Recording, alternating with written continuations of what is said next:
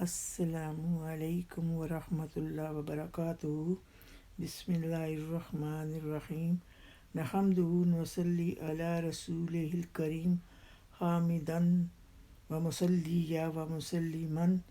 ہر طرح کی حمد ثنا ذات باری کے لیے ہے، اور ہر طرح کا درود حضور صلی اللہ علیہ وسلم کی ذات گرامی کے لیے ہے کہ جنہیں اللہ تعالیٰ نے سب سے برگزیدہ ہستی اور محبوب قرار دیا۔ حضور پر درود پاک پڑھنا خود خدا کا وظیفہ ہے، اس لیے نبی کریم صلی اللہ علیہ وسلم پر درود پاک پڑھنا سب سے افضل وظیفہ ہے، اور یہ وظیفہ بارگاہ رب العزت میں ہر لحاظ سے قبول ہے۔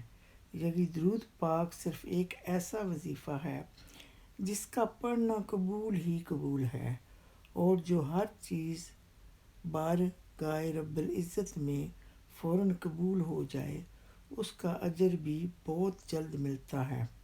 اس لیے درود شریف پڑھنے والے بہت جلد اللہ کے خاص بندے بن جاتے ہیں، کیونکہ حضور صلی اللہ علیہ وسلم کو محبوب جانتے ہوئے ان کی محبت اور عشق کی بنا پر درود پاک پڑھا جاتا ہے۔ لہٰذا یہ ایسا افضل ہے جس سے اللہ ہر لحاظ سے درود پاک پڑھنے والے سے راضی ہو جاتا ہے، اور جب اللہ راضی ہو جاتا ہے تو اسے دین دنیا میں اپنی نعمتوں سے نواز دیتا ہے۔ اس سے معلوم ہوا حضور پر درود پاک کا تحفہ بھیجنا سعادت دارین ہے۔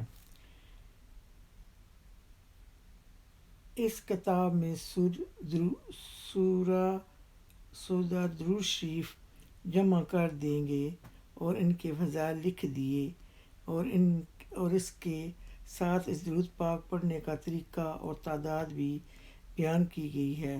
درود شریف خواہ اس کے لفظ کچھ ہوں اور حقیقت حضور صلی اللہ علیہ وسلم کی تعریف اور توصیف پر بنی ہے، اس لیے اسے پڑھنے سے ایک تو پڑھنے والے کے لیے حضور کی شفاعت لازم ہو جاتی ہے، اور دوسرا حضور صلی اللہ علیہ وسلم کی قربت اور شفقت حاصل ہوتی ہے۔ اسی طرح ہر درود شریف کا ورد باعث نجات ہے۔ درود ابراہیمی کے علاوہ دیگر تمام درود مختلف حضرت کے تربیت شدہ ہیں، جن میں حضور کی مدح و توصیف ہے، جو لکھنے والے کی محبت کی دلیل ہے، جن کا پڑھنا ہر لحاظ سے درست اور جائز، کیونکہ محبت ہر اعتراض سے بے نیاز ہوتی ہے۔